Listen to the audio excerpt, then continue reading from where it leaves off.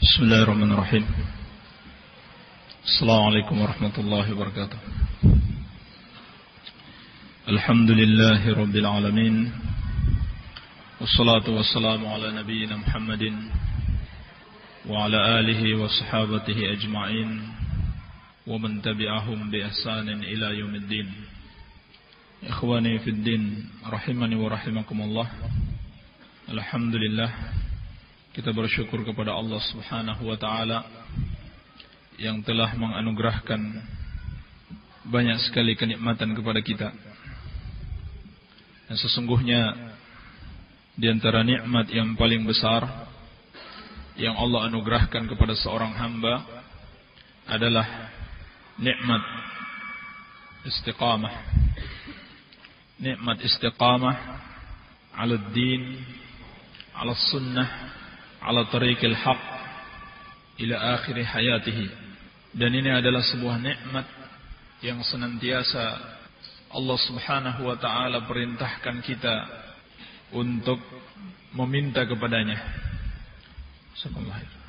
Yang selalu kita baca di dalam salat kita, ihdinas siratal mustaqim. Ihdina as-siratal mustaqim. Ya Allah, berikanlah kami hidayah kepada jalan yang lurus. Ulama menjelaskan yang dimaksud dengan as-siratal mustaqim adalah as-sayr alaih wal istiqamatu alaih. Berjalan di atas siratal mustaqim dan istiqamah di atasnya. Ini makna doa yang selalu kita baca dalam Al-Quran. Bukan sekedar minta ditunjukkan kepada jalan yang lurus, tetapi juga kita minta agar bisa istiqamah di atas jalan yang lurus. Taib, akhi, jangan senderan di dinding. Fon yang senderan maju ke depan. Taib. Ulama kita menjelaskan doa yang selalu kita panjatkan dan wajib kita baca minimal 17 kali dalam sehari di dalam salat kita. Ihdinas siratal mustaqim, tunjukilah kami jalan yang lurus, adalah memohon kepada Allah agar kita bisa diberikan taufik untuk berjalan di atas jalan yang lurus.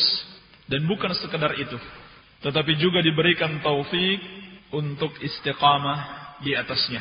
Untuk istiqamah di atasnya. Dan orang yang istiqamah, dia akan mendapatkan keutamaan yang sangat besar di akhir hayatnya. Sebagaimana yang Allah kabarkan dalam Al-Quran, innal ladzina qalu rabbuna Allahu thumma istaqamu tatanazzalu alaihimul malaikatu alla takhafu wa la tahzanu wa abshiru bil jannati allati kuntum tu'adun.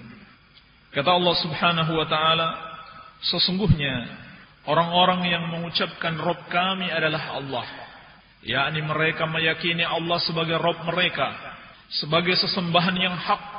Tidak ada yang berhak disembah kecuali Allah Subhanahu wa taala. Tsumma istaqamu, kemudian mereka beristiqamah di atasnya. Ini seperti pesan Rasulullah sallallahu alaihi wasallam kepada sahabatnya, "Qul amantu billah tsumma istaqim." Katakanlah, aku beriman kepada Allah Subhanahu wa taala, kemudian hendaklah engkau beristiqamah. Maka apa yang Allah akan anugerahkan kepada mereka, Allah Subhanahu wa taala akan menganugerahkan kepada mereka puncak kenikmatan. Apa itu puncak kenikmatan di dunia? Husnul khatimah, akhir kehidupan yang baik. Seperti apa akhir kehidupan yang baiknya? Kata Allah Subhanahu wa taala, tatanazzalu alaihimul malaikatu alla takhafu wa la tahzanu wa abshiru bil jannati allati kuntum tu'adun. Ketika menjelang matinya, para malaikat akan berdatangan kepadanya. Ada malaikat-malaikat khusus yang Allah Subhanahu wa taala tugaskan untuk mendatanginya di akhir hayatnya.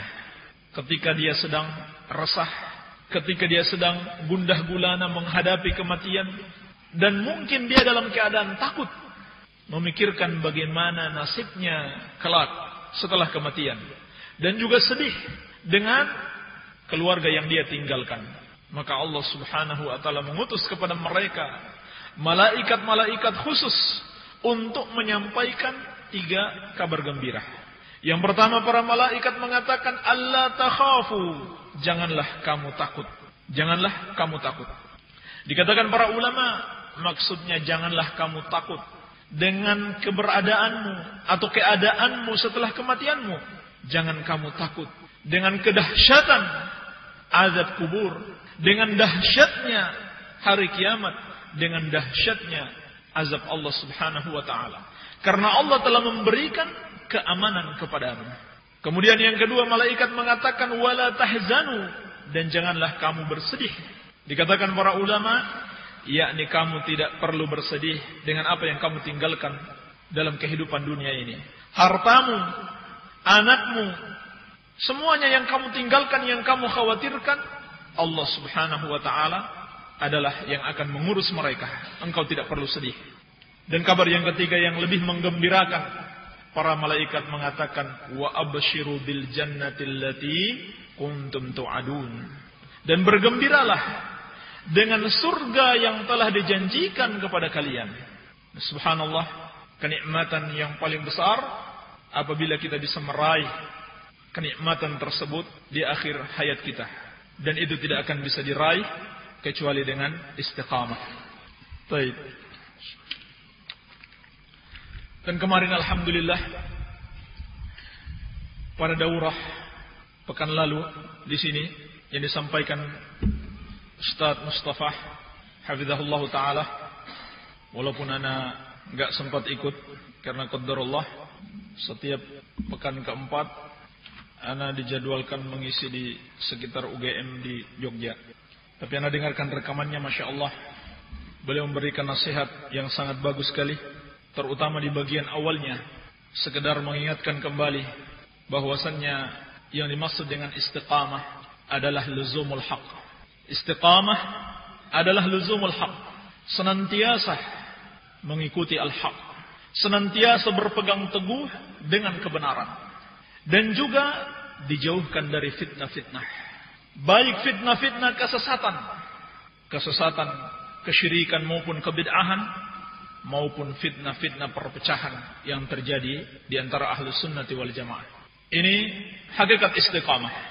Sehingga kita jangan tertipu dengan orang-orang yang nampak Masya Allah semangat mengamalkan sunnah. Ketika mengenal dakwah ahlu sunnah, dia tampakkan semangat yang luar biasa. Dan juga menampakkan permusuhan yang besar terhadap kebid'ahan dan ahlul bid'ah. Namun di sisi yang lain, ketika datang fitnah-fitnah, dia pun orang yang paling terdepan. Dan biasanya orang yang seperti ini memiliki penyakit di dalam dirinya, yaitu penyakit hubbuz zuhur, cinta untuk selalu tampil, ingin selalu nampak. Setiap ada perkara dia mau tampil paling depan. Dan ini tentunya merusak keikhlasan. Tilkad darul akhirah naj'aluha lilladzina la yuriduna uluwan fil ardi wala fasada wal aqibatu lil muttaqin.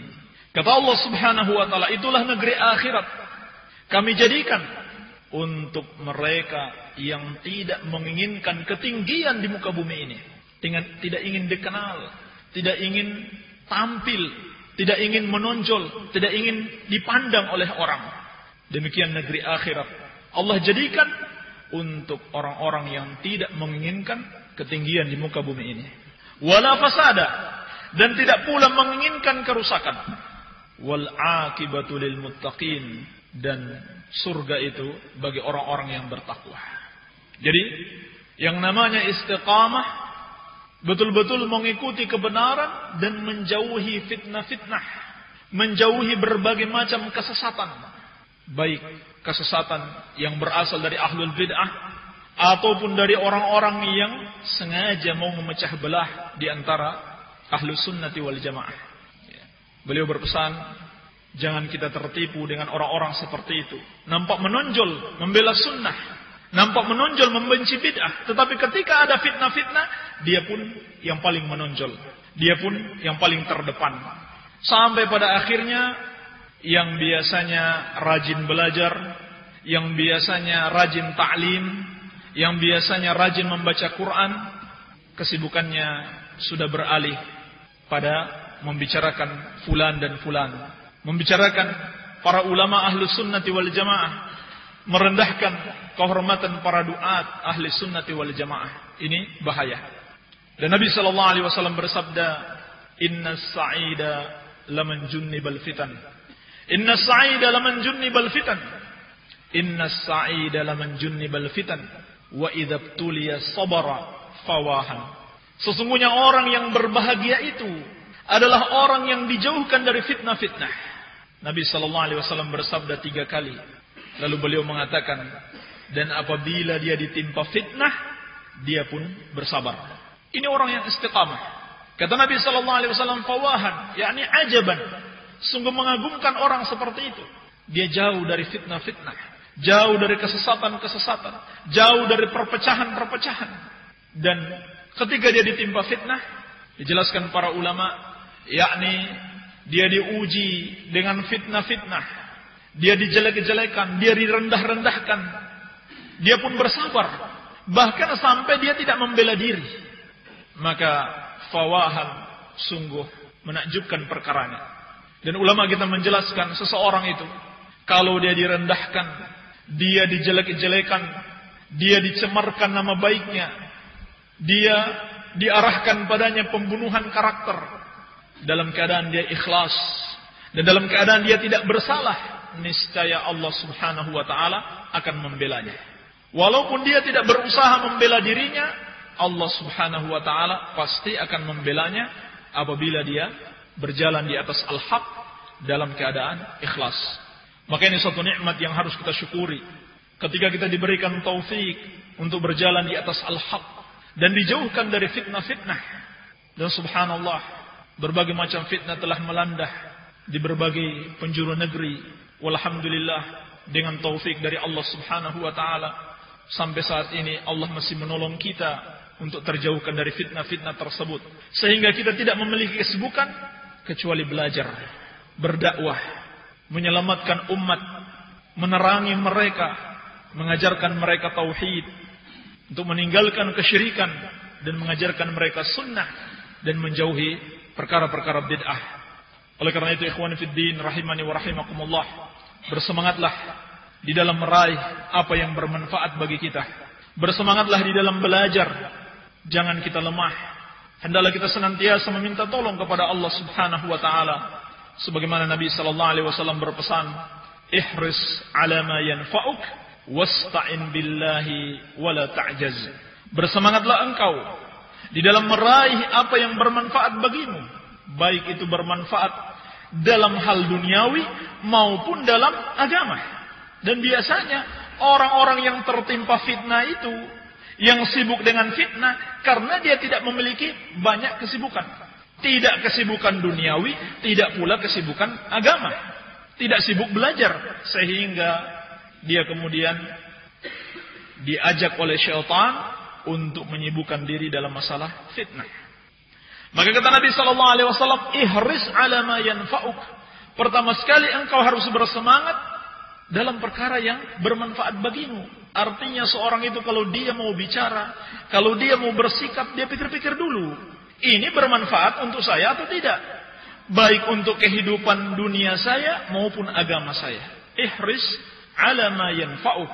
Kalau sudah jelas itu bermanfaat, maka ihris. Semangat. Semangatlah dalam perkara yang bermanfaat bagimu. Wasta'in billah wa la ta'jaz. Dan minta tolonglah kepada Allah, serta janganlah kamu lemah. Ini suatu nikmat yang harus senantiasa kita jaga dan kita syukuri. Walillahil hamd. Baik ikhwani fiddin rahimani wa rahimakumullah, kita akan melanjutkan insyaallah taala pelajaran kita pada kitab Al-Mulakhas fi Syarhi Kitab At-Tauhid yang disusun oleh Syekh Shalih bin Fauzan bin Abdullah Al-Fauzan hafizahullah taala. Kita masuk pada dalil yang kedua dari bab yang pertama. Baik. Qala al-muallif rahimahullah wa qawluhu ta'ala wa laqad ba'athna fi kulli ummatin rasula an i'budu Allaha wajtanibut taghut. Dalam surat An-Nahl ayat ke-36, Allah Subhanahu wa taala berfirman, dan sungguh kami telah mengutus pada setiap umat itu seorang rasul, setiap rasul menyerukan ani'budullaha, wahai kaumku sembahlah Allah saja, wajtanibu tagut, dan jauhilah segala sesembahan selain Allah Subhanahu wa taala.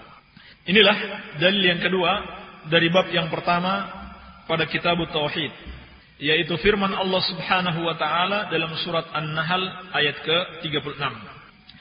Di dalam ayat ini Allah Subhanahu wa taala memulai dengan penyebutan harfut taukid, yakni penekanan. Disebutkan dua huruf penekan sekaligus, lam dan qaf. Bahkan dijelaskan para ulama, di situ juga terdapat al-qasam al-muqaddar. Al-qasam al-muqaddar, sumpah yang tidak disebutkan. Sumpah yang tidak disebutkan. Karena lam di situ mauti'atun liqasam al-muqaddar. Lil qasam al-muqaddar. Lam itu adalah tempat adanya sumpah. Ya, tempat adanya sumpah. Sehingga ayat ini dikuatkan dengan salatu muakkidat. Dikuatkan dengan salah satu muakkidat, 3 penguat. Yang pertama lam, yang kedua al-qasam al-muqaddar, yang ketiga dengan qaf. Ini menunjukkan apa? Untuk kita benar-benar memperhatikannya.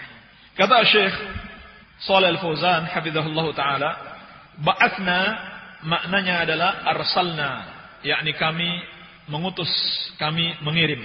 Menunjukkan apa? Para rasul adalah utusan Allah. Kullu ummatin, yakni kullu ta'ifatin wa qarnin wa jilin minan nas. Pada setiap kelompok, setiap masa, setiap abad, dan setiap generasi dari manusia, mesti ada rasul yang diutus. Tidak ada yang tidak diutus. Ada rasul yang diutus. Ini menunjukkan apa? Inayatullahi azza wa jalla li'ibadihi. Perhatian Allah Subhanahu wa taala dan rahmatnya kepada hamba-hambanya. Allah tidak biarkan manusia itu tersesat, tetapi Allah utus rasul untuk membimbing mereka. Rasulan, ar-rasul man uhiya ilaihi bi syar'in wa umira bi tablighi. Yang dimaksud dengan rasul adalah seorang yang diwahyukan kepadanya satu syariat dan dia diperintahkan untuk menyampaikan syariat tersebut. Ini definisi rasul menurut jumhur ulama. Orang yang diwahyukan kepadanya satu syariat dan dia diperintahkan untuk menyampaikannya. Afwan, maksudnya yang menurut jumhur ulama, apabila didefinisikan adapun nabi adalah orang yang diberikan syariat, diwahyukan syariat, tetapi tidak diperintahkan untuk menyampaikannya. Ini perbedaan antara rasul dan nabi. Namun yang benar, nabi pun diperintahkan untuk menyampaikannya. Lalu apa perbedaan ar-rasul dan an-nabi? Perbedaannya adalah kalau dia rasul, maka dia diberikan satu syariat khusus untuknya. Sedangkan nabi, dia adalah pelanjut syariat rasul sebelumnya. Dia adalah pelanjut rasul sebelumnya. Dan ulama sepakat bahwasannya tidak ada nabi dan rasul dari kalangan wanita. Tidak ada nabi dan rasul dari kalangan wanita. U'budullaha ay afriduhu bil ibadah.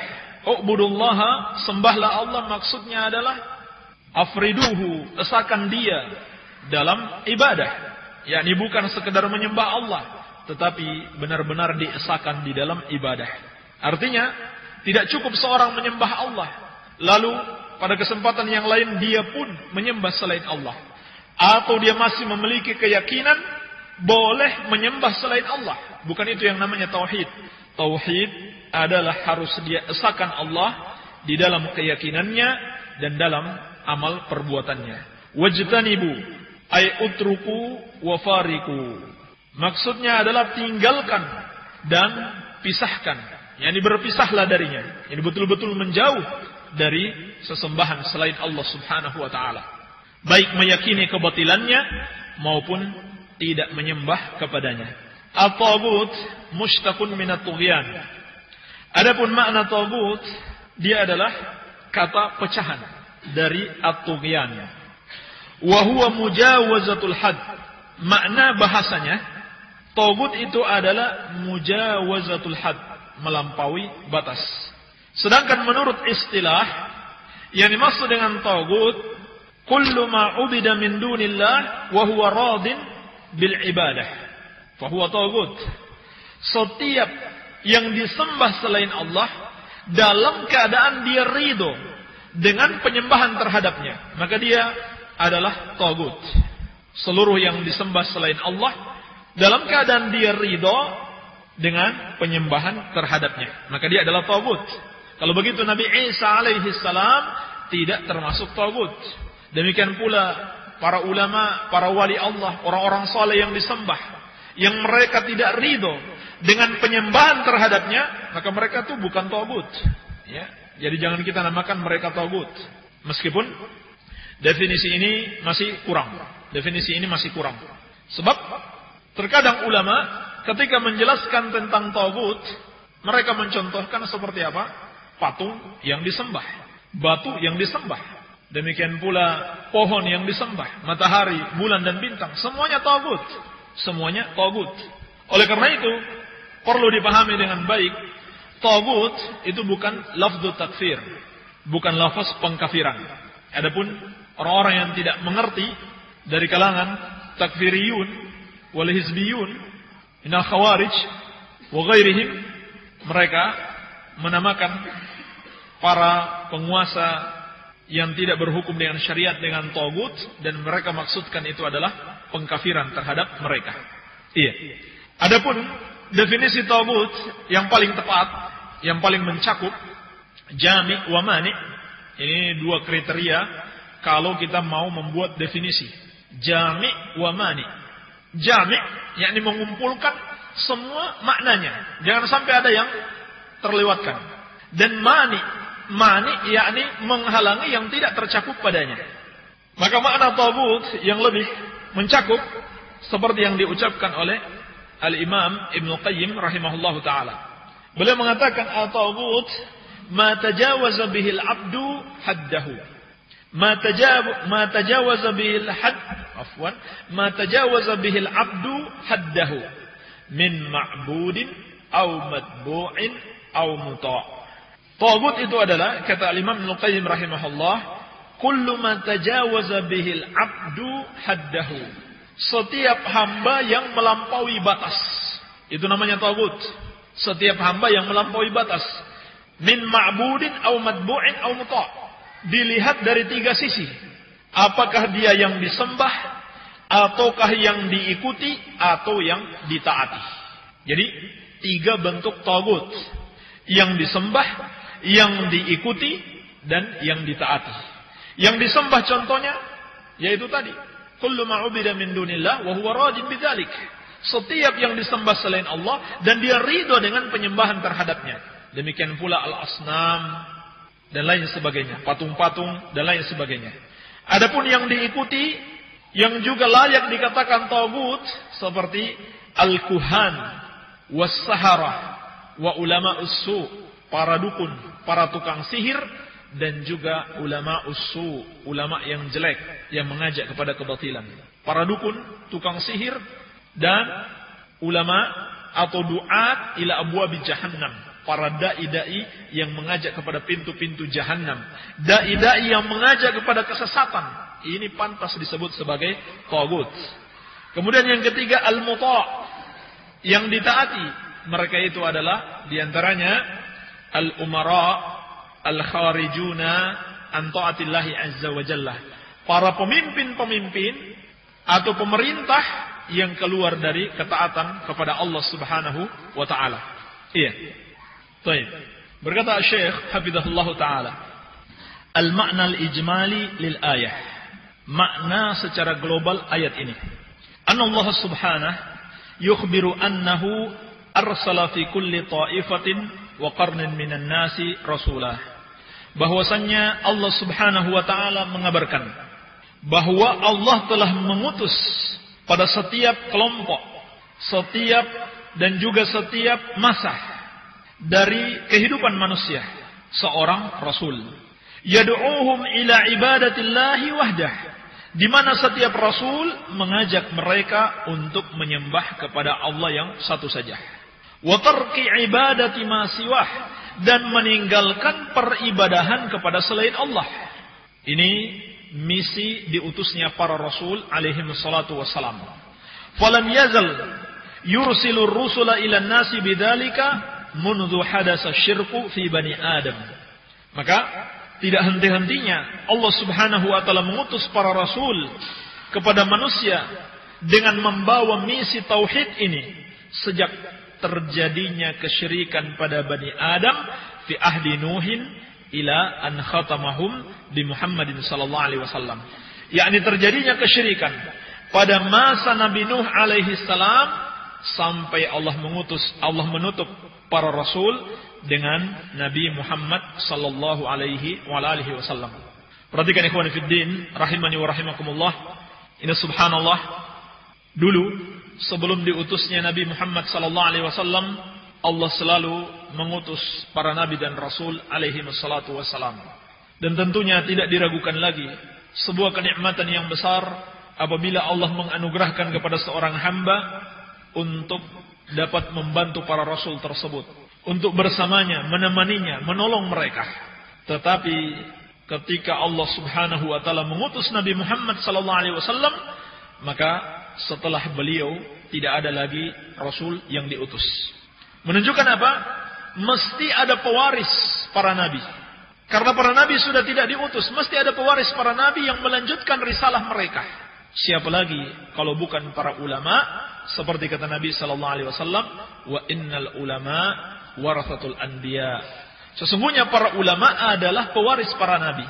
Sehingga kata para ulama, kedudukan ulama pada umat Muhammad seperti kedudukan para nabi pada umat-umat terdahulu. Bani Israel, kullama halaka nabiyyun khalafahu nabi. Setiap meninggal seorang nabi, Allah ganti lagi nabi yang lain. Ini Bani Israel. Adapun umat Muhammad, Allah tidak lagi mengutus nabi, tetapi Allah jadikan pewaris para nabi, yaitu al-ulama warathatul anbiya. Dari sini kita mengetahui pertama kedudukan para ulama. Kedudukan para ulama yang tinggi lagi mulia. Yang kedua, tugas mereka yang sangat penting, yaitu menyelamatkan umat dari kesesatan. Dan juga dikatakan para ulama, seperti dikatakan Syekh Muhammad bin Abdullah al-Imam hafizahullah taala, talabatul ilm sufara'u al-ulama. Para penuntut ilmu itu adalah duta-duta para ulama. Jadi alhamdulillah kita bersyukur. Meskipun mungkin kita tidak bisa menjadi ulama, kita tidak bisa menjadi pewaris para nabi, tetapi kita juga dapat memikul beban para ulama, yaitu menjadi duta-duta mereka. Sufara al-ulama, safir, duta. Maksudnya apa? Kalau tidak ada yang menyampaikan dan meneruskan ilmu ulama, juga sama. Ilmu itu tidak akan berkembang luas. Dakwah tidak akan sampai meluas kepada umat manusia.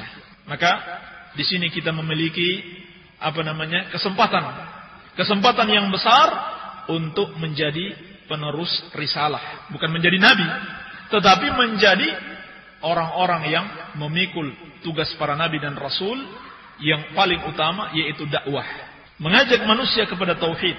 Oleh karena itu para duat, para talabatul ilmi itu adalah orang-orang yang mulia, harus kita muliakan mereka.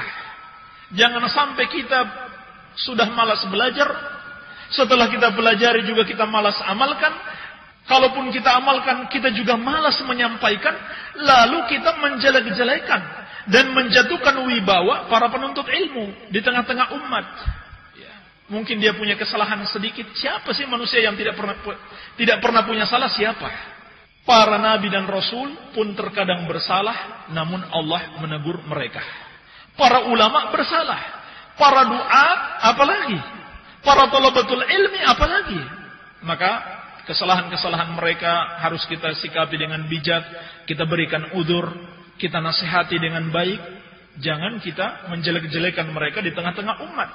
Kalau kita melakukan itu, berarti kita menghalangi umat untuk menerima kebenaran. Karena kalau seorang dai sudah dijelek-jelekan, sudah ditahdzir, namanya sudah direndahkan, siapa lagi yang mau mengambil ilmu darinya? Makin harus dipahami kemuliaan ilmu dan para pembawanya. Berkata Syekh, munasabatul ayah lil bab. Kecocokan ayat ini dengan bab. Anna da'wata ila tauhidi wan nahya 'anil syirki hiya muhimmatu jami'ir rusul wa atba'ihim. Bahwasannya dakwah kepada tauhid dan melarang dari kesyirikan adalah tugas seluruh rasul dan para pengikut mereka. Nah, perhatikan, subhanallah, kedalaman fikih Syekh. Beliau mengatakan dakwah ini bukan saja tugas para rasul. Padahal kalau kita lihat ayat ini cuman menjelaskan tugas para rasul. Tetapi beliau juga mengatakan ini tugas para pengikut Rasul alaihi wassalatu wassalam. Ini sebagaimana di ayat-ayat yang lain. Seperti dalam surat Yusuf akan datang insyaallah ta'ala pembahasannya.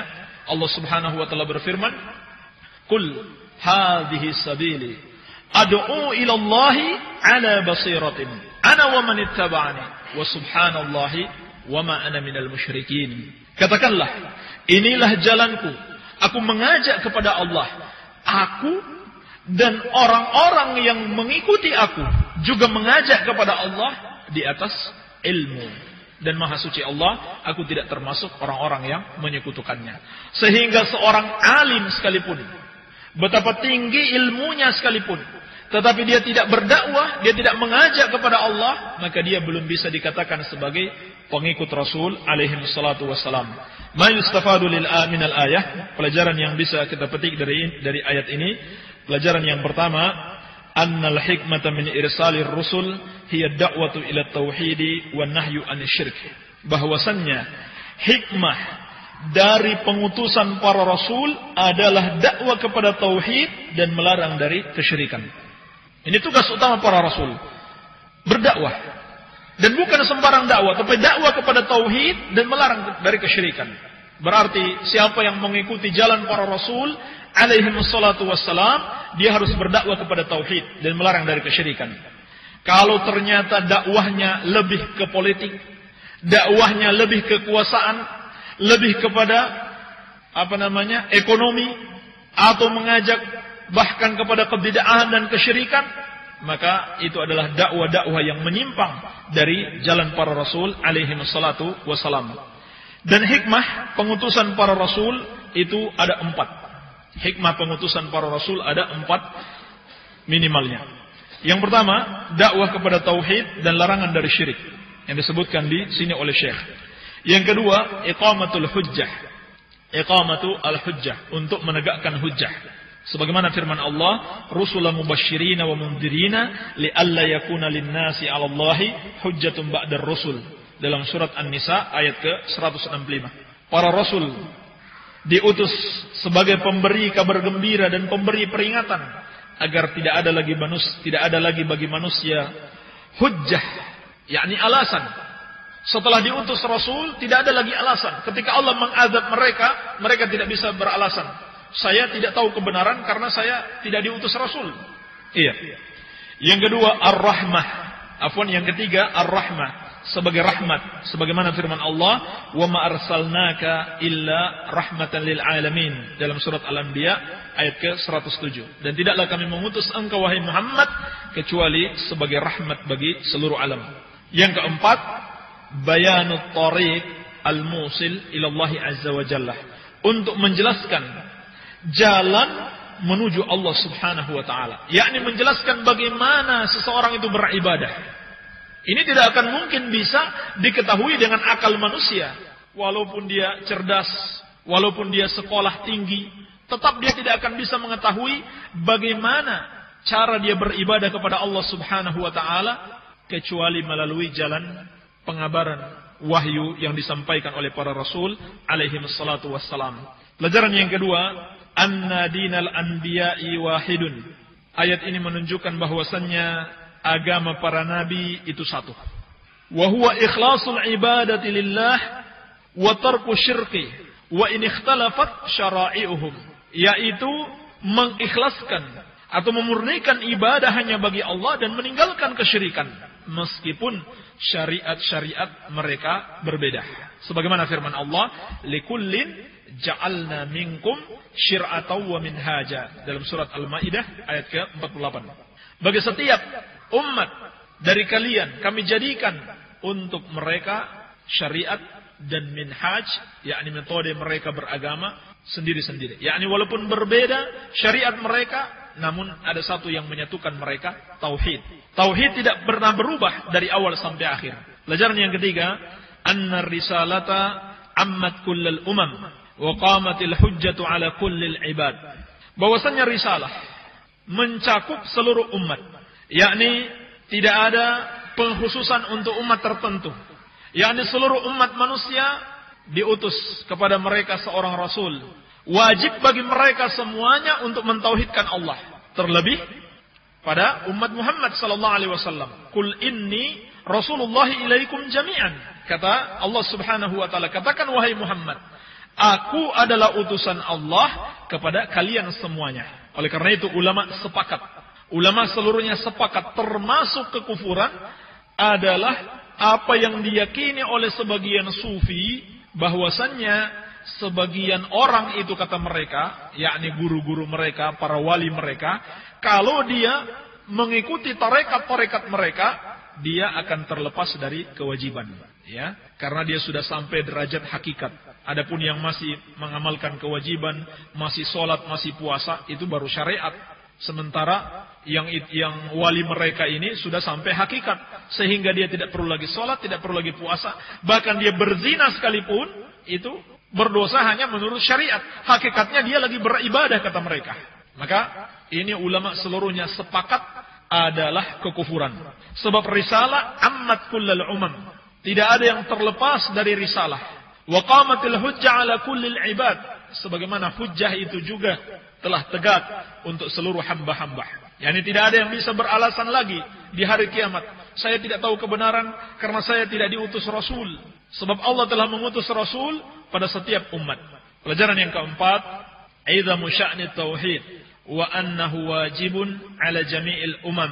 Ayat ini menunjukkan agungnya urusan tauhid dan bahwasannya dia adalah kewajiban atas seluruh umat. Ayat ini menunjukkan agungnya kewajiban tauhid. Dari sisi mana? Dari sisi bahwasannya para rasul alaihi wassalatu wassalam, orang-orang yang paling mulia, yang jumlah mereka sangat banyak, namun hanya sebagian yang dikisahkan kepada kita. Allah utus, Allah turunkan wahyu. Untuk apa? Untuk menyampaikan tauhid. Menunjukkan urusan tauhid ini bukan urusan yang boleh kita sepelekan. Maka seorang muslim itu harus benar-benar mengagungkan tauhid di dalam dirinya.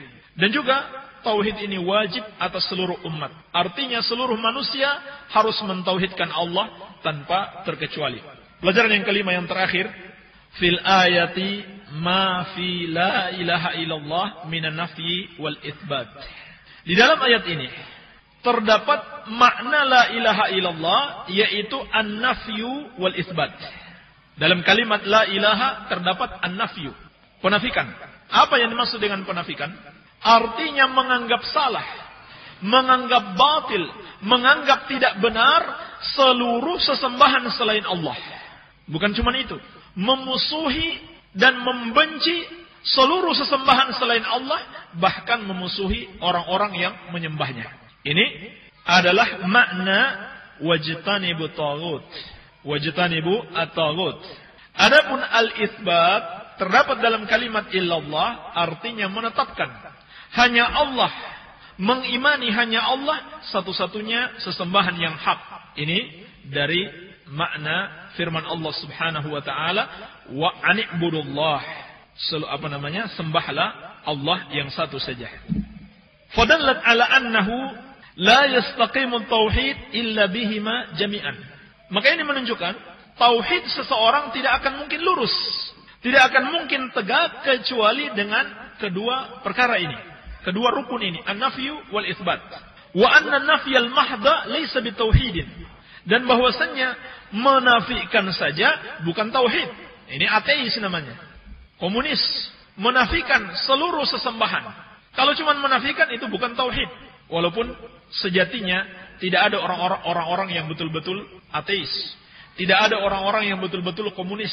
Tidak ada orang-orang yang betul-betul tidak percaya adanya Allah Subhanahu wa taala. Enggak ada. Allah jelaskan dalam Al-Qur'an sampai pada Firaun sekalipun, wajahadu biha wastayqanatha anfusuhum dzulman wa 'uluwan. Mereka mengingkari tauhid, mengingkari Allah Subhanahu wa taala, tetapi hati mereka meyakini. Jadi mereka mengatakan tidak percaya kepada Allah, tidak percaya adanya Tuhan, itu hanya dalam lisan mereka saja. Hati kecilnya meyakini ada Allah Subhanahu wa taala. Iya. Sehingga tidak kita dapati orang yang mengingkari tauhid rububiyah secara utuh. Hati kecilnya mesti mengakui ada Allah Subhanahu wa taala.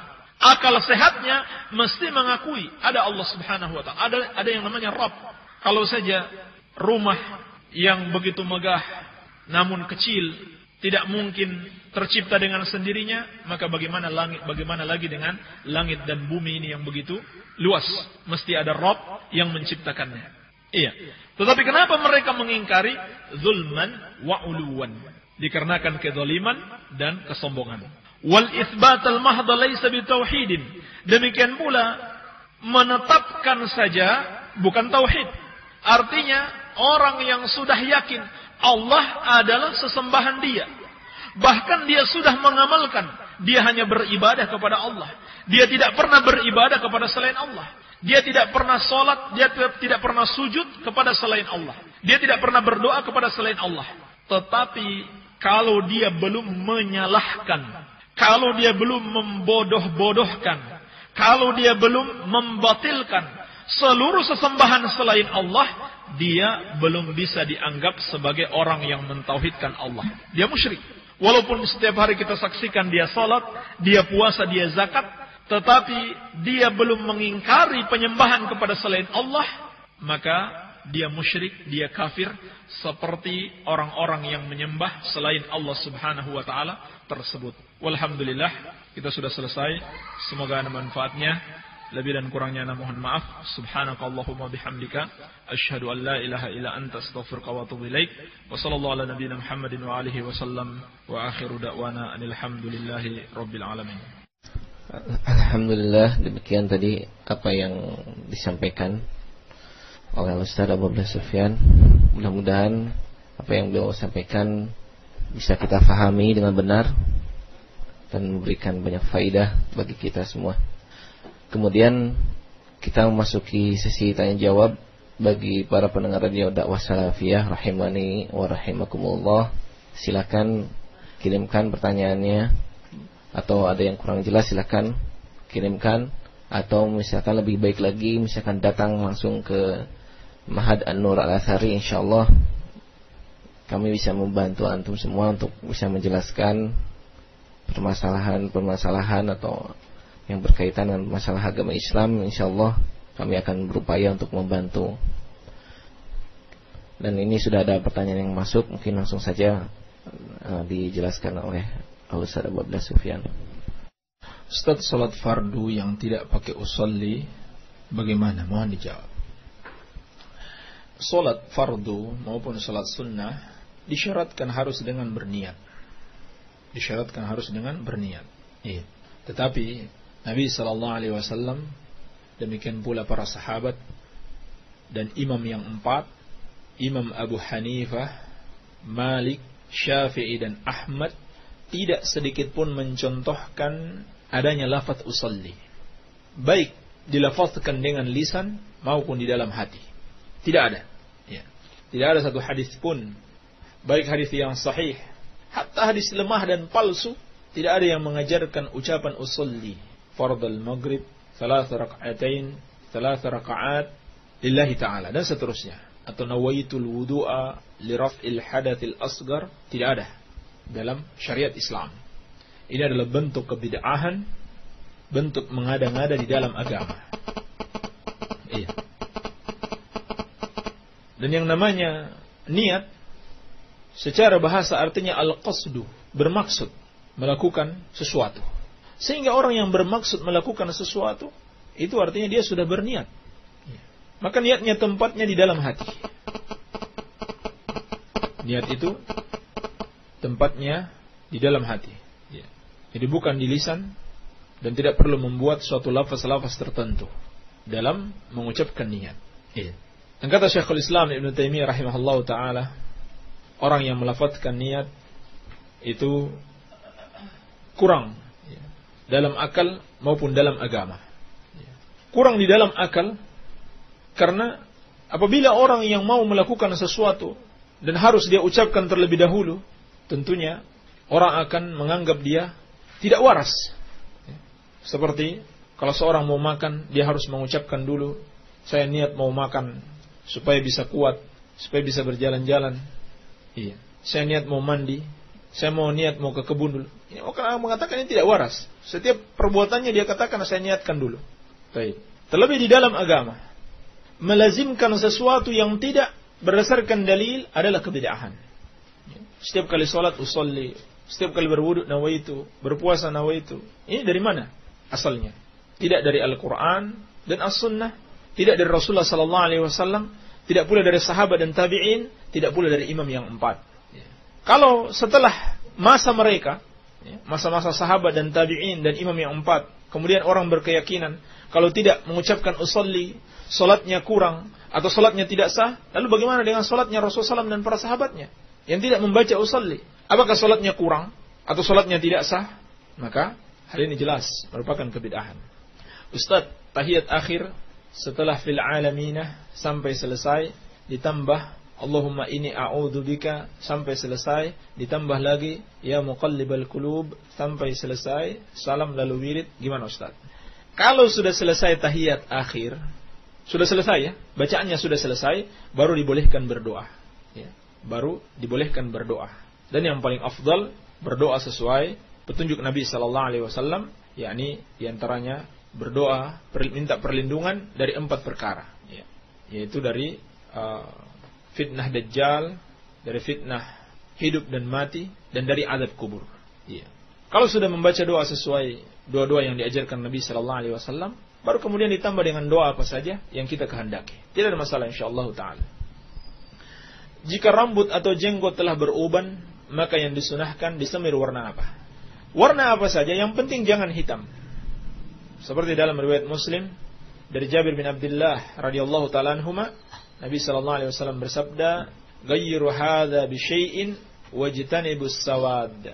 Ketika Nabi sallallahu alaihi wasallam melihat di rambutnya Abdullah bin Abi Quhafah, yakni bapaknya Abu Bakar radhiyallahu anhu, itu sudah penuh dengan uban, maka beliau mengatakan, "Rubahlah ubannya itu dan jauhi warna hitam."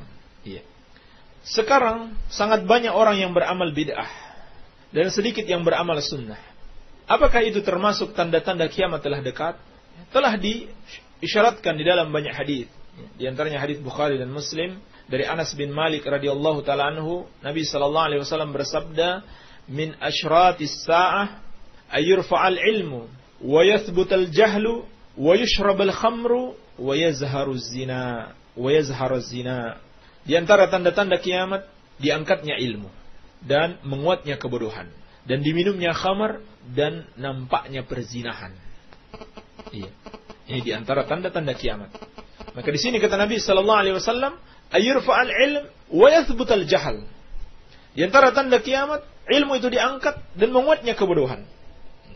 Maka telah dimaklumi kebid'ahan itu adalah amalan yang tidak berdasarkan ilmu tapi berdasarkan kebodohan. Juga dalam hadis yang lain, hadis yang sahih, Nabi sallallahu alaihi wasallam bersabda, "Inna min asyratis sa'ah ayyultamasal ilmu atau ayyultamasal ilma 'indal asagir." Ayyultamasal ilmu 'indal asagir. Di antara tanda-tanda kiamat, ilmu itu diambil dari orang-orang kerdil. Dikatakan oleh para ulama, yang dimaksud dengan orang-orang yang kerdil adalah ahlul bid'ah. Ilmu itu mereka pelajari dari ahlul bid'ah, bukan lagi dari ahlus sunnah. Maka ini tanda-tanda kiamat. Baik.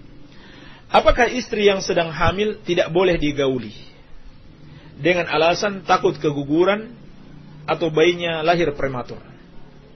Setahu saya dalam kedokteran tidak ada masalah menggauli istri yang sedang haid, yang sedang hamil, tidak akan berpengaruh pada keguguran atau prematurnya, ya, kecuali mungkin kecapean, bisa saja, ya. Dan juga tidak ada larangan di dalam syariat. Ya, al-muhim, kalau terbukti berbahaya, maka tentunya syariat juga melarang. Kalau tidak ada masalah. Ya. Ustaz, bagaimana cara bersiwak yang benar? Apakah harus pakai kayu arak dari Iman Kedung Renjah? Ya, tidak harus pakai kayu arak atau kayu yang biasa digunakan oleh Nabi Sallallahu Alaihi Wasallam. Namun itu yang terbaik. Kalau tidak ada kayu tersebut, boleh dengan yang lainnya. Baik. Barangkali ini saja yang bisa kita bahas pada kesempatan ini. Semoga ada manfaatnya. Wabillahi taufiq walhamdulillahirabbil alamin.